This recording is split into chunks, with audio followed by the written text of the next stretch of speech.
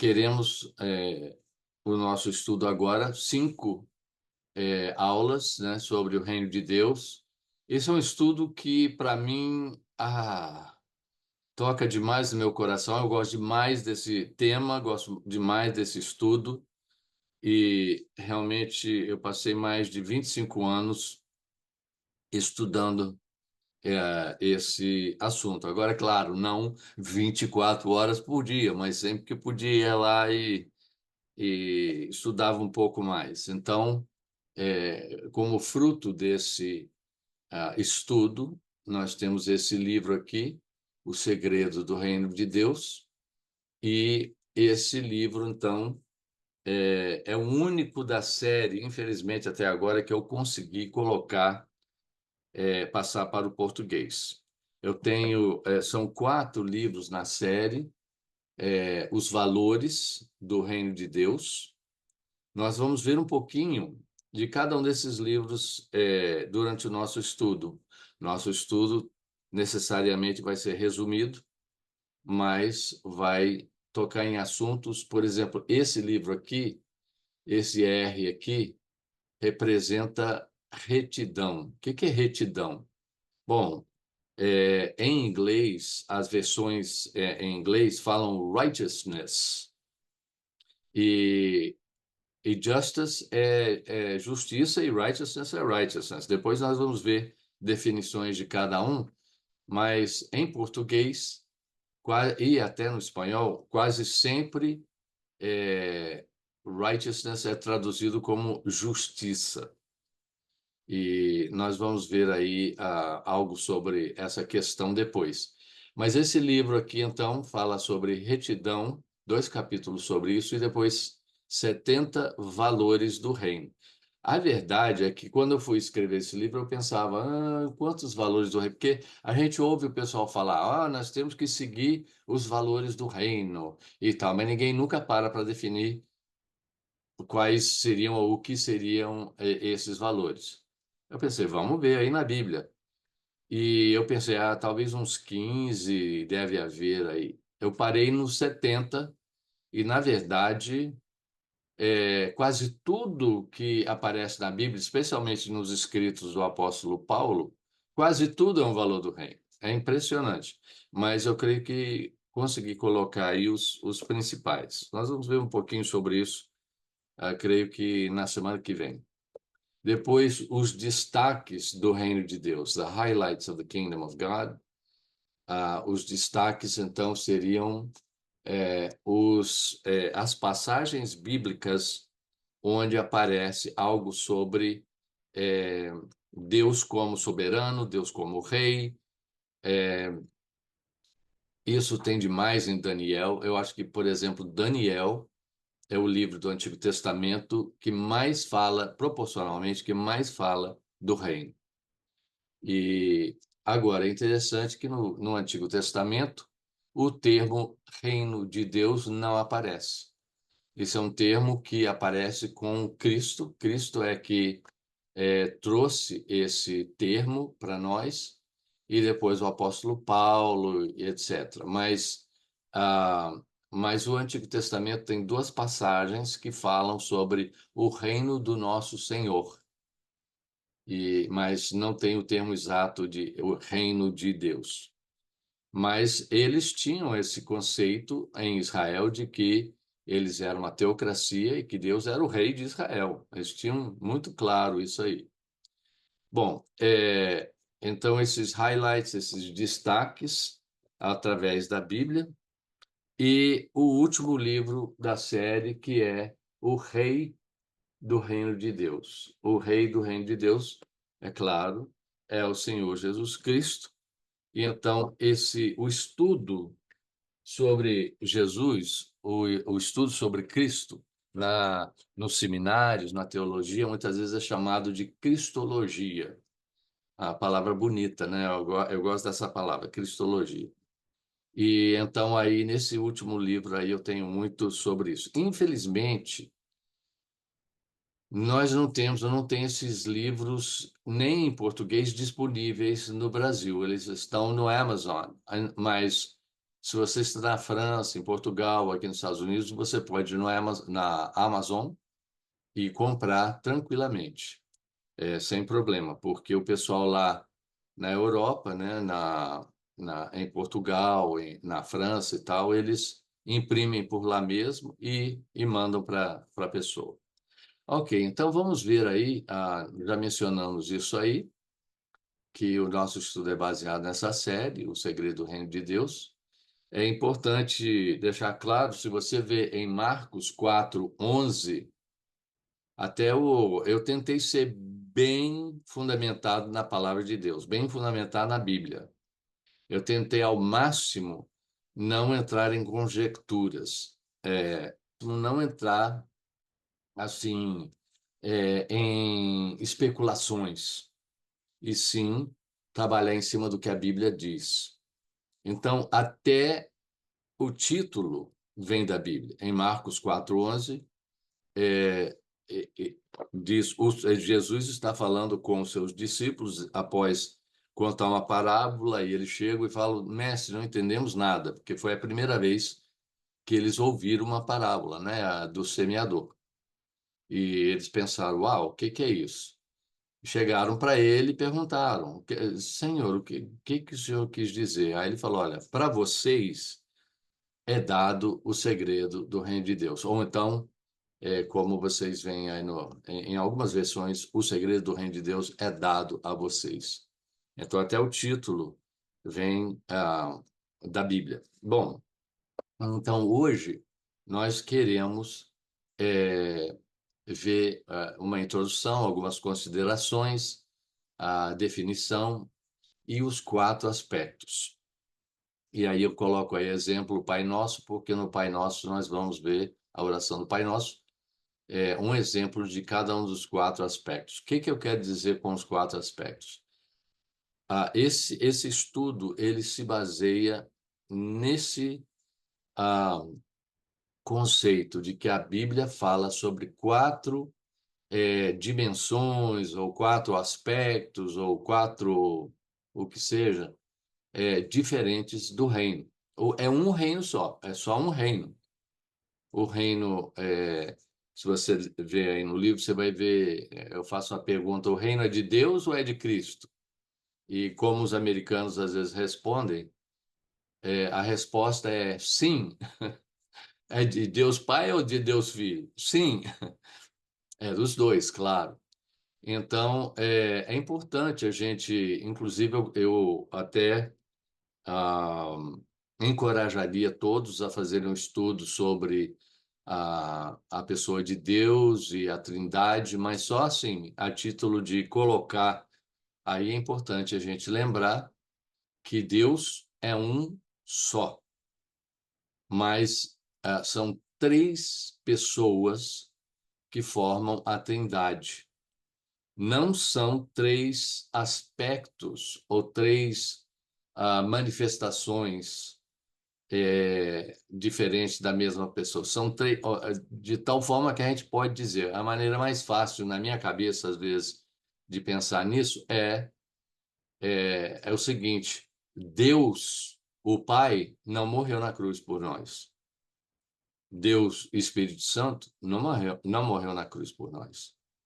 Não veio em carne e não esteve aqui no planeta Terra vivendo 33 por aí anos, e sim Deus Filho. Então, nós não conseguimos entender porque como é que nós aprendemos? Aprendemos através da observação. E não existe nada na natureza como a Trindade. Então, para nós, o conceito é muito difícil de captar. Mas só porque a gente não consegue entender, não quer dizer que não é real, não é verdadeiro. Então, bom, nós queremos então falar aí sobre esses quatro aspectos do reino. Vamos ver isso hoje um pouco. Na semana que vem, se Deus quiser, então, a retidão, justiça, os valores do reino, o aspecto universal, que é um dos aspectos, um dos quatro aspectos, aí os quatro aspectos que nós vamos ver aí: universal, global, milenar e eterno, né?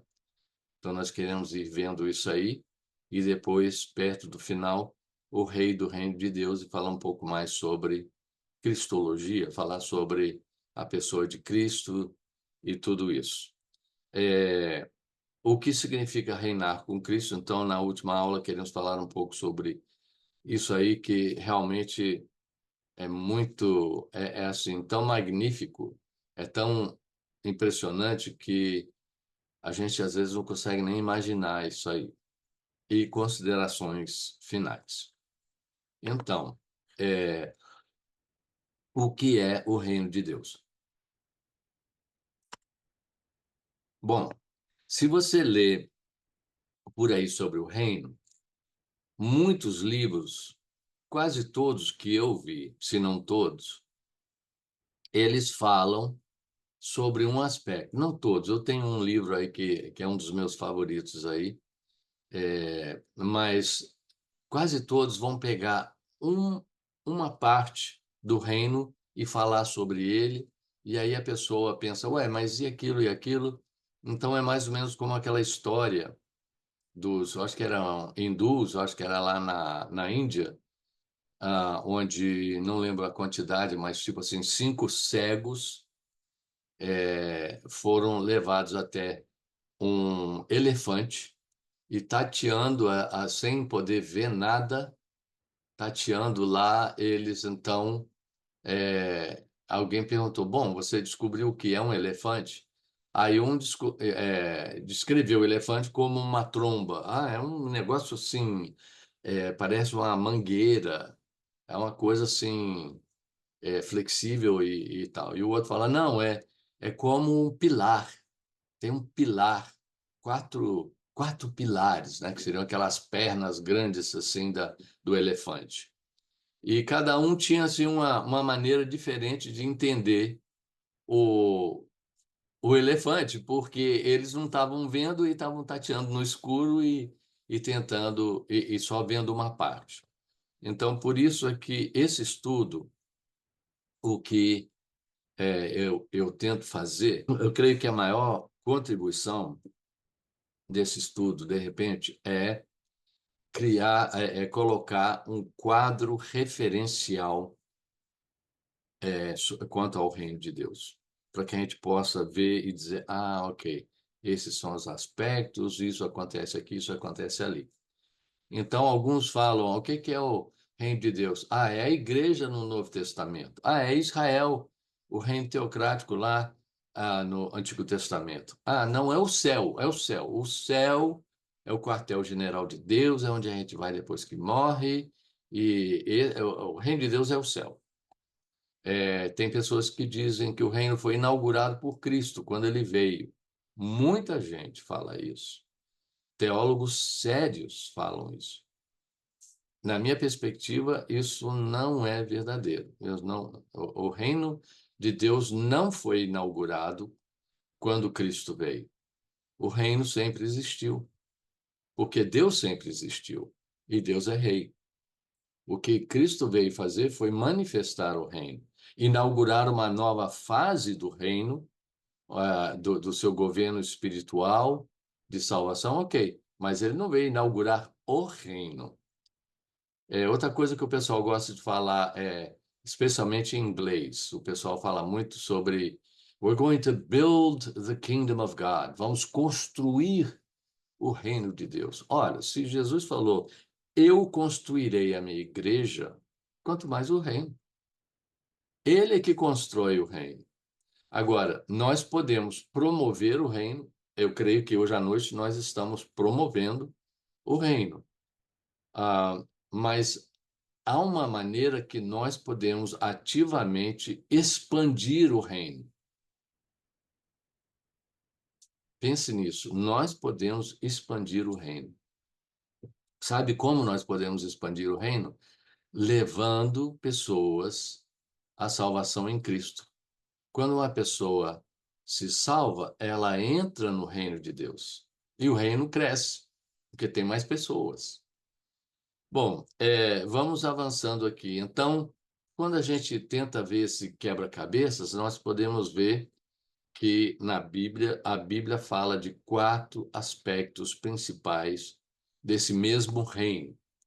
Nós temos esse RU, RE, RM, RJ, o que é isso aí? É o reino universal, reino global, reino milenar e o reino eterno.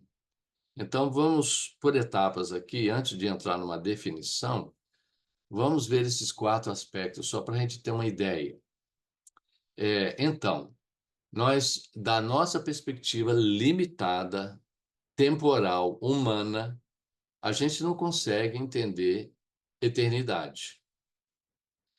Eu, na minha cabeça, dá um nó, eu tenho até que parar de pensar, sabe? Olha, eu vou confessar, quando eu paro para pensar que nós vamos estar no céu, bom, nós vamos entrar nisso depois também. Não nos, ok. Que nós vamos estar eternamente com Cristo.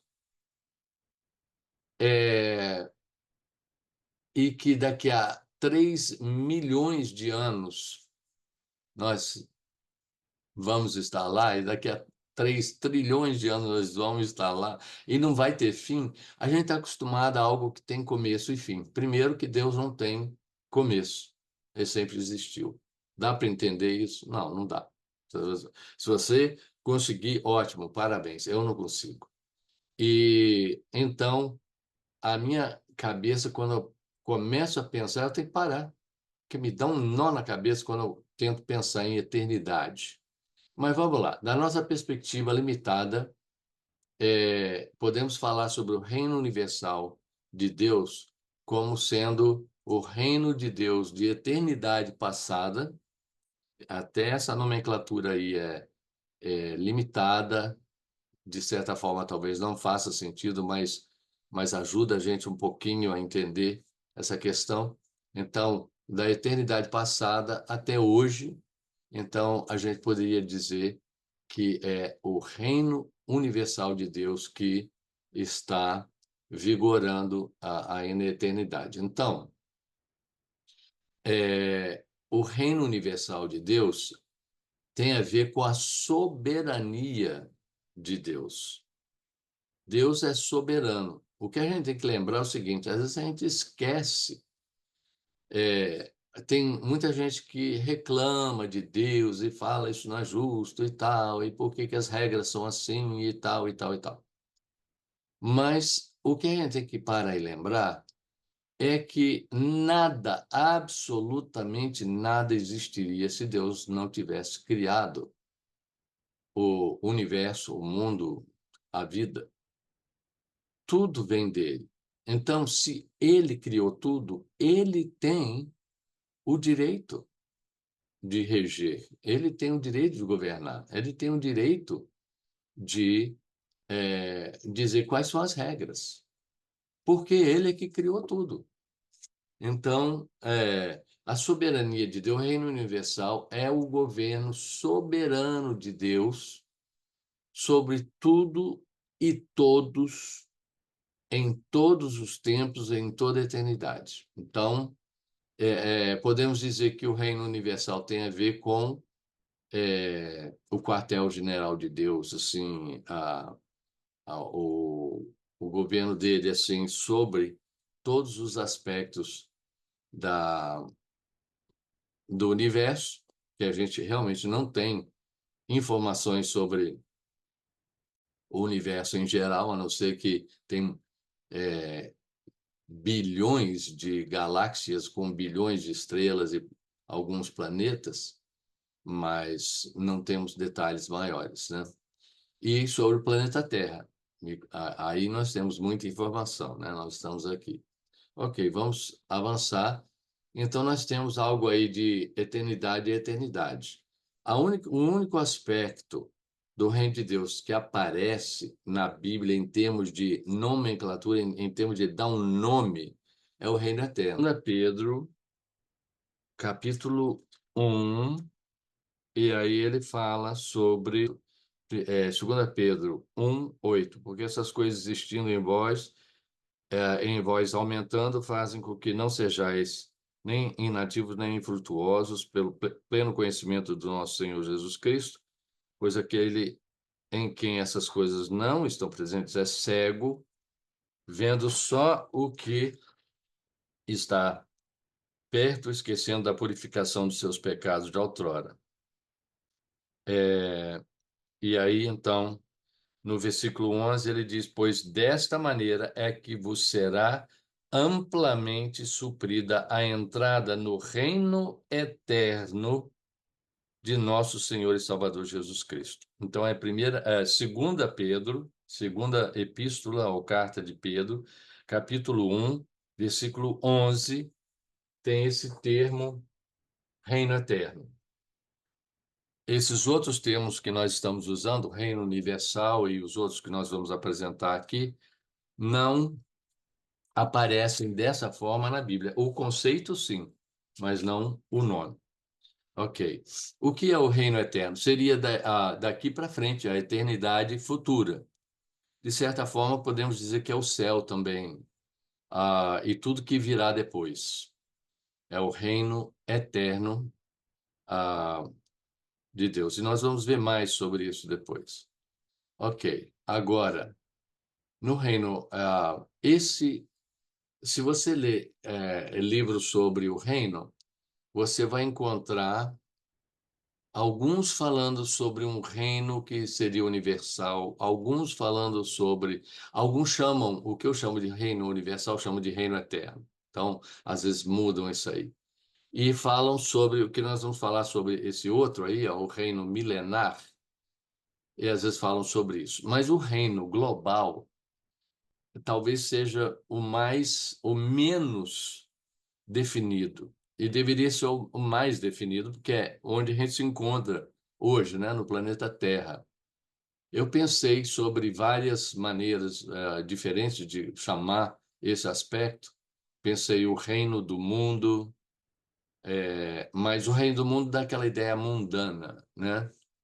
Aí eu pensei, não, não, não. Aí, até que finalmente eu pensei, não, reino global. Por quê? Quando o pessoal fala, o reino de Deus é a teocracia de Deus no Antigo Testamento no povo de Israel. Ok, sim. O reino de Deus é a igreja. Jesus inaugurou a igreja e a igreja passou a ser daí para frente, não Israel.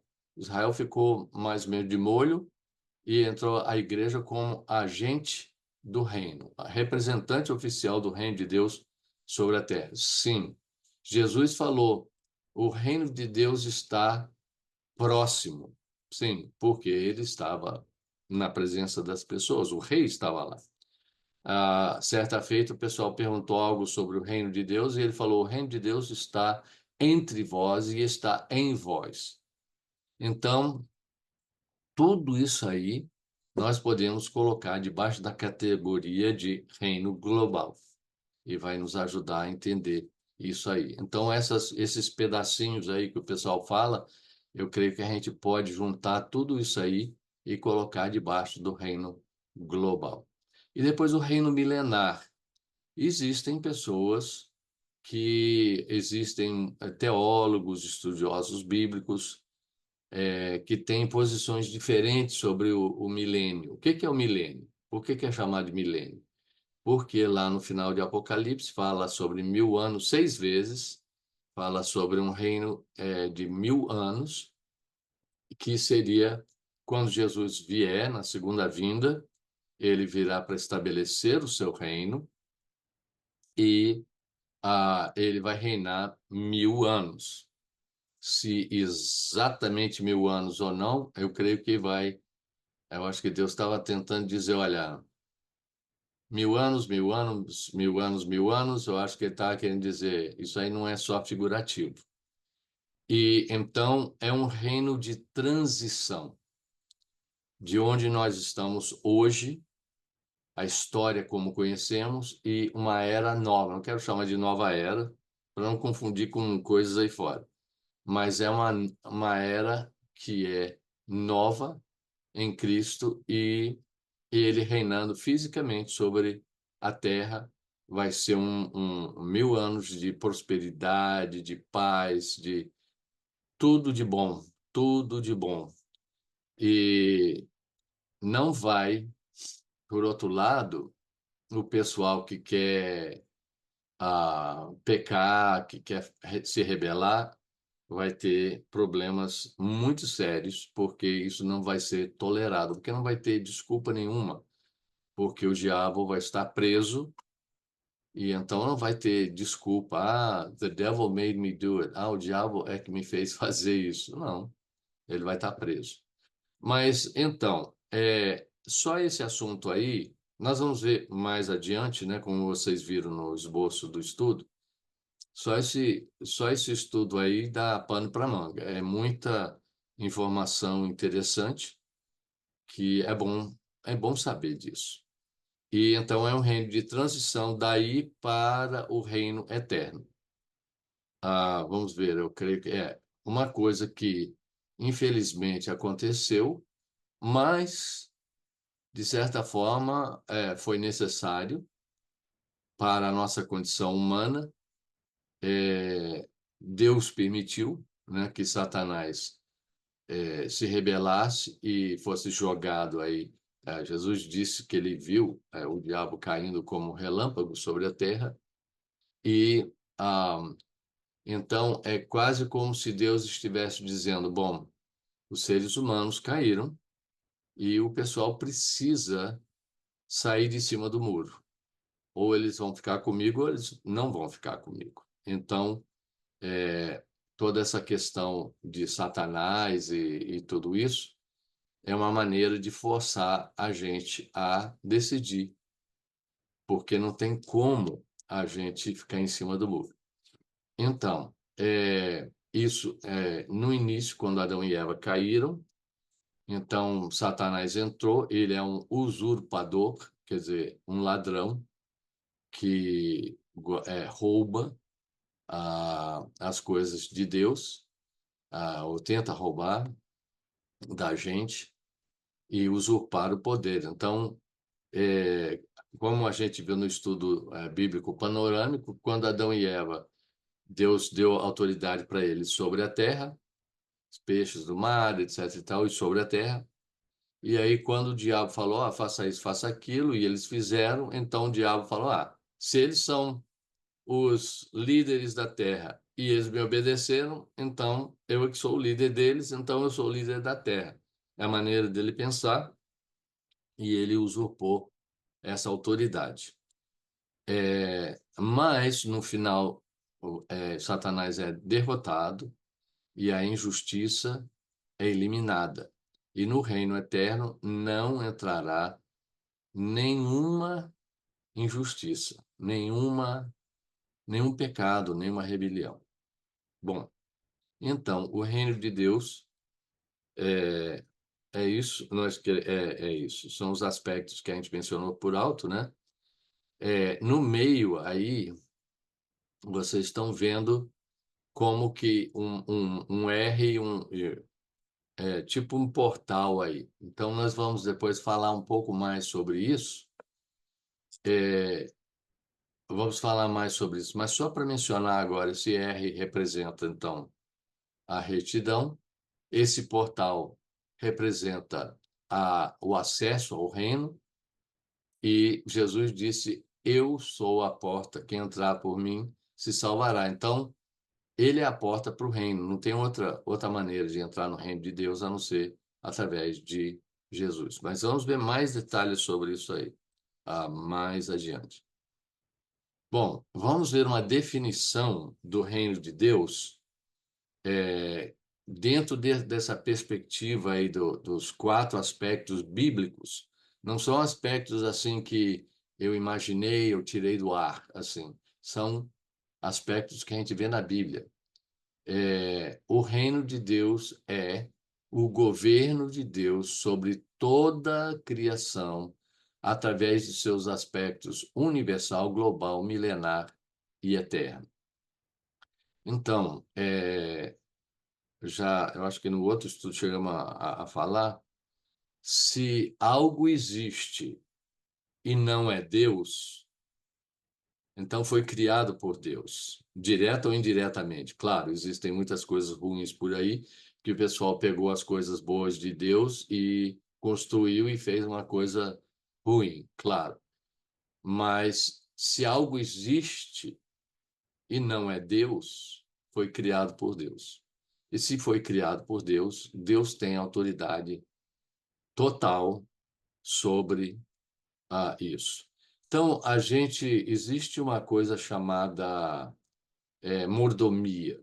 Infelizmente, no Brasil, mordomia o termo ficou corrompido. Mas mordomia é a ideia de um servo que tem responsabilidade sobre as coisas do seu senhor, de administrar, de controlar, de organizar e de fazer um bom trabalho com as coisas do seu senhor.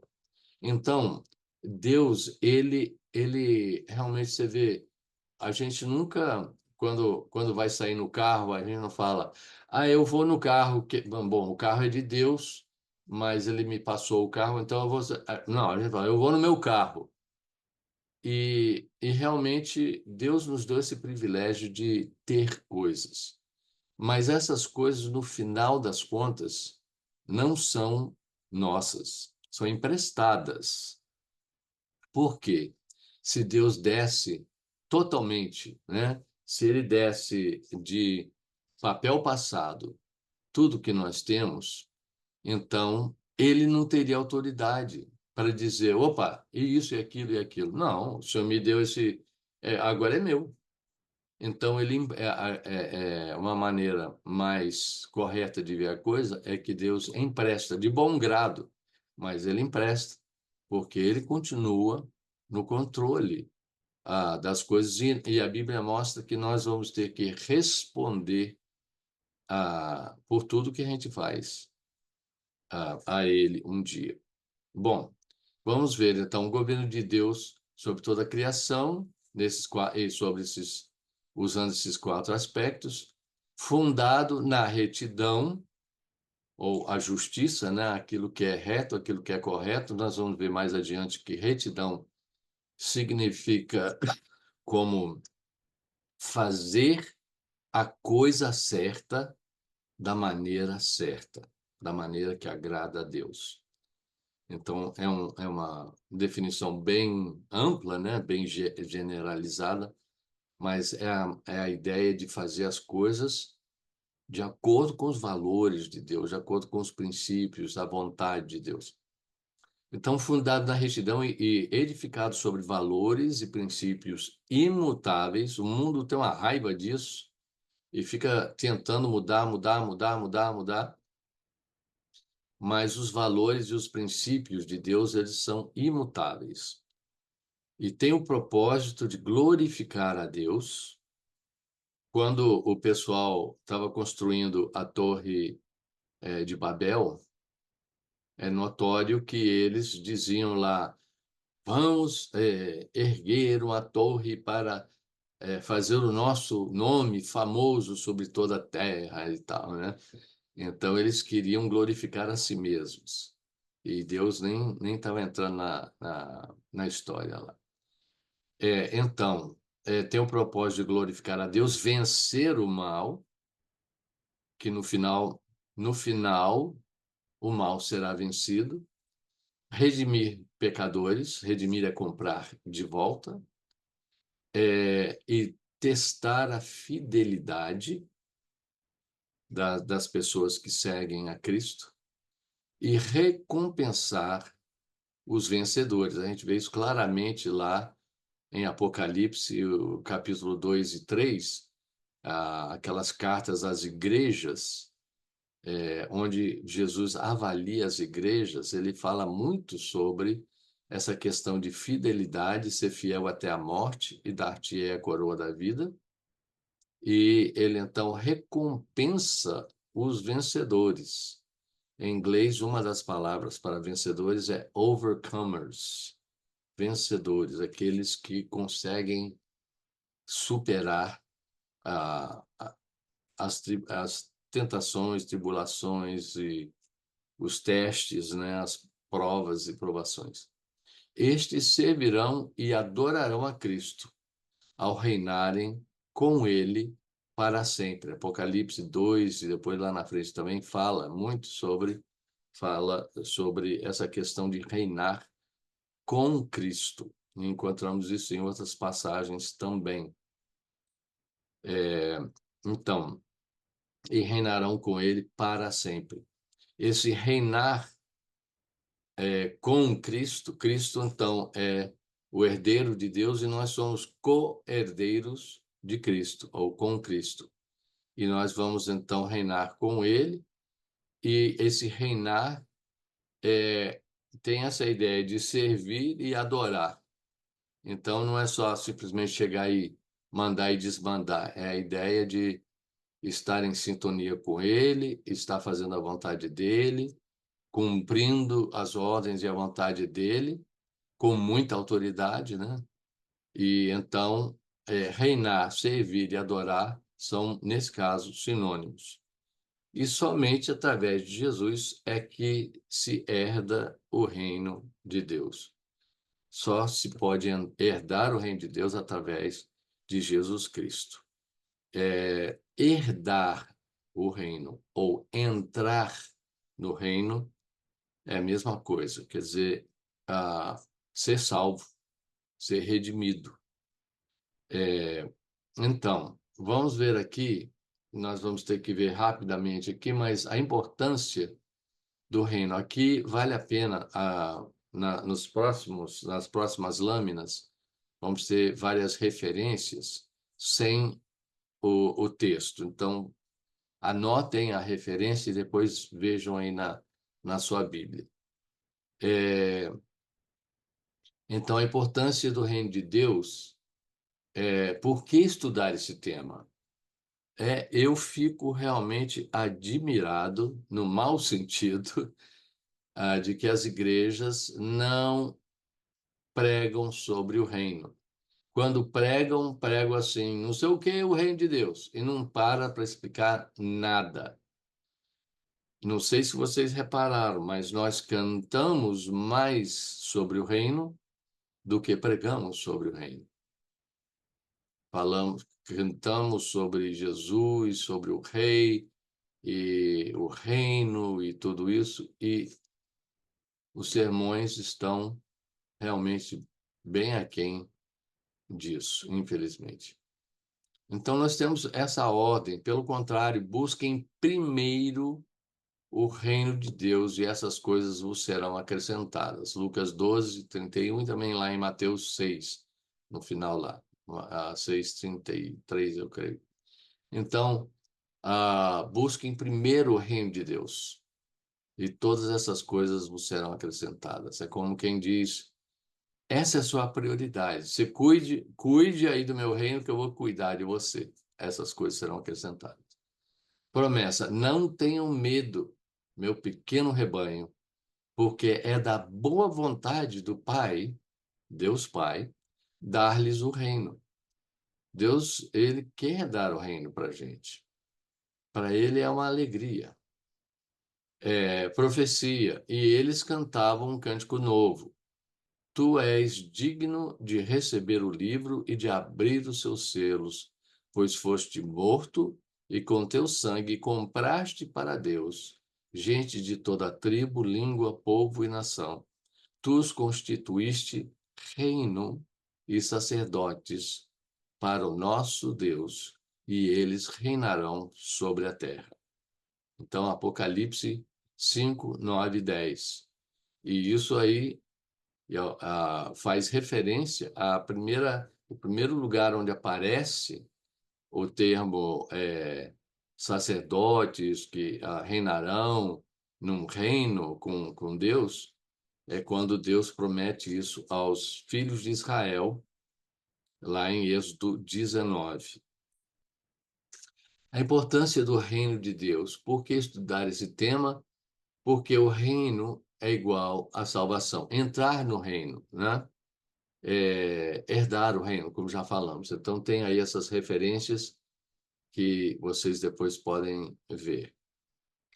Porque o reino estava preparado para nós desde o princípio do mundo. Mateus 25, 34 é incrível esse texto aí. Muito bonito, impressionante. Vinde, herdai o reino que vos foi preparado desde a fundação do mundo. Coisa maravilhosa. Isso, Cristo, o Rei, falando com as ovelhas, né? Ovelhas sendo aqueles que o seguem lá naquele julgamento das nações. E Tiago 2,5. Então, eu queria ver aqui, só um instantinho. Sim. Então, vamos ver aqui essa questão aí. Vocês estão vendo duas chaves aí, né? Vamos ver aqui o seguinte. Então, Jesus é o portal do reino, o rei da retidão. King of Righteousness, a Bíblia diz. O rei da justiça ou rei da retidão. Nós temos esse R de retidão, temos a cruz aí, temos o portal. Jesus é a porta. E então Jesus disse: Eu sou a porta. Quem entrar por mim, salvar-se-á. E entrará e sairá e achará pastagens. Então, se Jesus é a porta, então, como abrir essa porta? Então, vamos voltar aqui. Bom, antes disso, porque o Filho do Homem é o termo principal que Jesus usa para si. Vem lá de Daniel, onde o filho, como que um filho do homem vai e recebe o reino do ancião de dias, ou seja, de Deus o Pai. E então Jesus usou muito esse termo. Ele praticamente não usou o termo Messias. Alguns dizem que é porque havia mas existia uma ideia entre os judeus de que o Messias seria identificado. Ele não teria que chegar e dizer eu sou o Messias, né? Pode ser por isso, mas o fato é que ele não usava esse termo. Alguns acham também que é porque o termo Messias era mais militar ou não sei o que mais. Não sei. O fato é que ele usava o seu termo predileto para falar de si mesmo era chamar a si mesmo de filho do homem. E sempre na terceira pessoa. Ele não dizia eu, o filho do homem, ele dizia o filho do homem. É muito legal, muito real isso aí, né? Coisa de realeza. Mas vamos voltar, então, se Jesus é a porta, e ele é a porta do reino, existem duas chaves para abrir essa porta. Não é interessante que Jesus falou com Pedro que ele ia dar a ele, tu és Pedro, e sobre esta rocha construirei a minha igreja.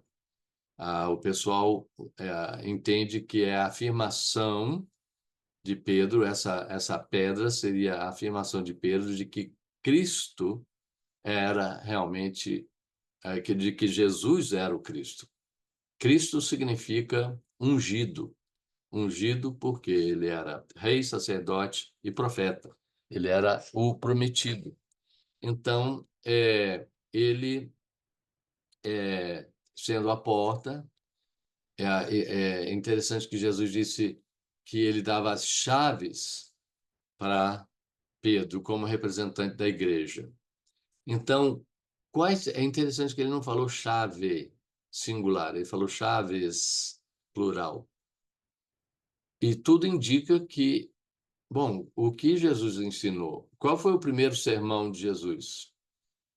O reino de Deus está próximo, arrependei-vos e crede no evangelho, arrependimento e fé. O que João Batista pregou? Mesma coisa. O apóstolo Paulo, mesma coisa. Pedro, mesma coisa. Então, é, esses são os dois denominadores mais assim básicos da salvação. Você pode dizer, tem que fazer isso, tem que fazer aquilo, tem que pensar isso, tem que orar, tem que confessar, tem que fazer. Ok, mas no frigir dos ovos, realmente, no final das contas, duas coisas são necessárias. Se tiver faltando uma dessas, então não há salvação verdadeira. A salvação vem quando a pessoa se arrepende dos seus pecados, ela vê seus pecados, ela lamenta os seus pecados, ela diz: eu não tenho desculpa para isso aqui, não, Senhor. Desculpa e perdoa-me. e fé. E colocar, então, a sua fé naquilo que Cristo realizou na cruz por nós. Não tentar ser religioso o suficiente, ser bom o suficiente. Não, isso vem depois. Porque antes nós não temos nem condições, não temos força para isso. É como o apóstolo Paulo fala lá em Efésios 2, né, 8 e 9, e depois 10. Ele fala: pela graça sois salvos, isso é o dom de Deus, não vem de vós, para que ninguém se glorie. E aí ele fala sobre as boas obras que Deus preparou de antemão para que nós servíssemos dessa forma. Mas isso vem depois, repara que isso vem depois. Nossa salvação não depende da gente fazer boas obras. As boas obras vêm como resultado da salvação. Bom, ok, então passamos à frente aqui.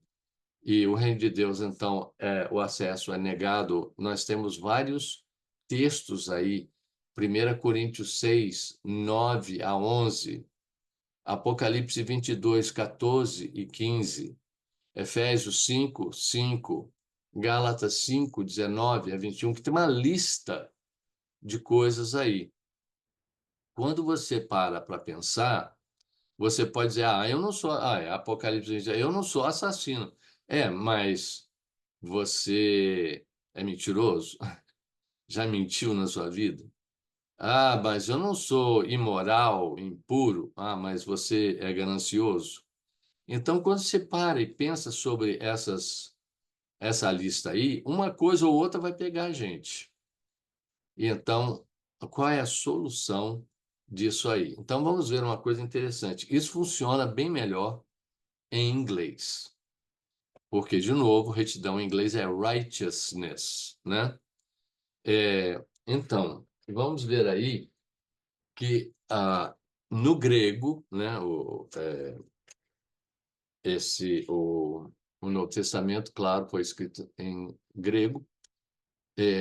Essa palavra retidão ou justiça é dikaios, né? Eu não sou especialista de grego, mas eu fiz essa pesquisa. Então, vai ver que eu até estou falando errado. Dikaios uné.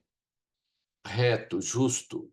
Então, a retidão, quem está na retidão é justo, né? É reto, é dikaios. Agora, a inretidão, que é uma palavra que não existe, né? Existe injustiça, né? Seria adikos ou ádicos. Bom, em inglês, retidão é righteousness. E a falta de retidão ou injustiça é unrighteousness. Então funciona muito bem aqui, porque, veja só, na primeira carta de João, 1 João 1,9 diz: então, qual é a solução dessa lista que nós vimos aí, que está pegando todo mundo de um jeito ou de outro? Qual é a solução para isso? Seria injustiça, seria pecado, seria rebelião, seria falta de retidão. Então, como resolver essa questão? Veja só, 1 João 1,9 diz: se confessarmos os nossos pecados, e a ideia é confessar a Deus, ele, porque até diz, né? Ele, né? Deus, é fiel e justo para nos perdoar os pecados e nos purificar de toda injustiça.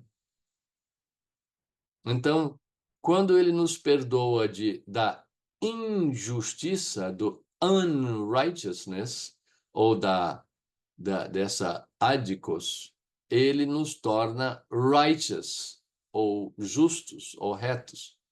E aí entra essas outras palavras em grego aí. Então, a solução para os nossos pecados é confissão a Deus e arrependimento. Arrependimento, claro, tem aquela ideia de deixar o pecado, não só, desculpe e tal, não, mas realmente estar disposto a deixar o pecado. Bom, e aí então, nós vemos aí em 1 João 9, como falamos, né? O sangue de Cristo, então, nos purifica de todo pecado.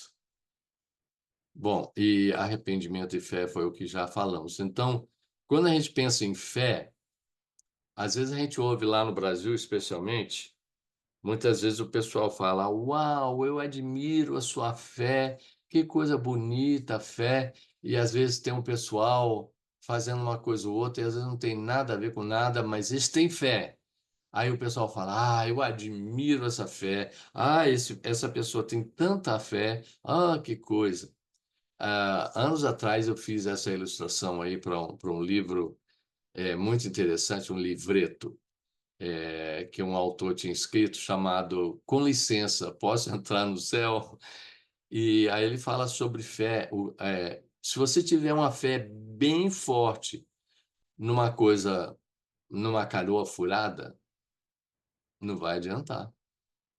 Mas se você tiver fé e a sua fé não é aquela coisa maravilhosa, incrível e tal, mas você colocou a sua fé em Jesus, então Jesus garante, Jesus te garante, então, porque ele tem o poder, ele é esse navio forte aí, potente e seguro. Ele é o porto seguro, ele é o navio seguro.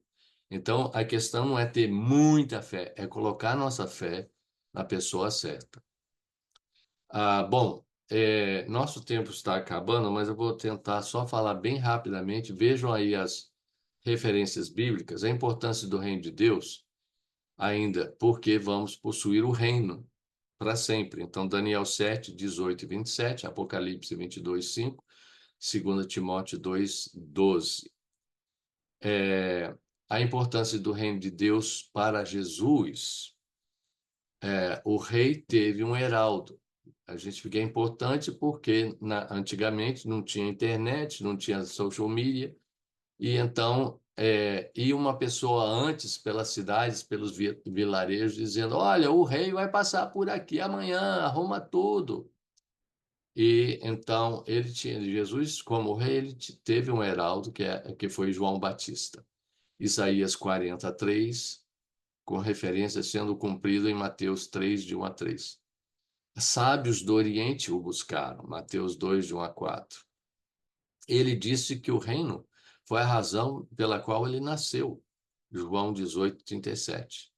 A pregação do reino foi a razão pelo que veio, Lucas 4, 42 e 43. É, ainda para Jesus a importância do reino, ele aceitou o título de rei, João 1, 47 a 51, Marcos 15, 2. Jesus mesmo declarou ser rei, seu título preferido era Filho do Homem, e era um título nobre, daquele que vai reinar sobre o reino. Mateus 13, 41 a 43, 16, 13 a 17, Lucas 22, 29 a 30 e Mateus 5, 35. A importância do reino de Deus para Jesus ainda foi o tema do seu primeiro sermão, nós falamos sobre isso, né? O reino está próximo. Jesus ensinou seus discípulos acerca do reino durante seus últimos 40 dias na terra. Se você tivesse 40 dias sobre a terra, seus últimos 40 dias, com seus liderados, se você quisesse impressionar sobre eles algo importante, bom, o que era importante para Jesus? O que ele queria impressionar? Ele ficou, Atos 1, 3, falando com seus, após a sua ressurreição, falando com seus discípulos sobre o reino. O reino de Deus, pelo que recebendo nós um reino que não pode ser abalado, aqui na terra tudo pode ser abalado. As coisas mudam de uma hora para outra e a gente não sabe como é que vão ficar. Mas nós estamos recebendo um reino que não pode ser abalado. Nada pode afetar ou mudar ou diminuir ou degradar ou corromper ou rebaixar o reino de Deus. Pelo que recebendo nós um reino que não pode ser abalado, retenhamos a graça pela qual sirvamos a Deus agradavelmente, com reverência e temor. A gente tem muito que estar agradecido por aquilo que Deus tem feito por nós. Bom, na semana que vem, se Deus quiser, vamos entrar nessa parte sobre a oração do Pai Nosso e vamos ver como os 4 aspectos aparecem aí. Se vocês quiserem já ver Mateus 6, de 9 a 13, durante essa semana, e tentar identificar aí aonde que aparecem referências sutis, talvez, ou em alguns casos mais diretos, aos 4 aspectos do reino, aí na semana que vem nós vamos tentar ver isso aí.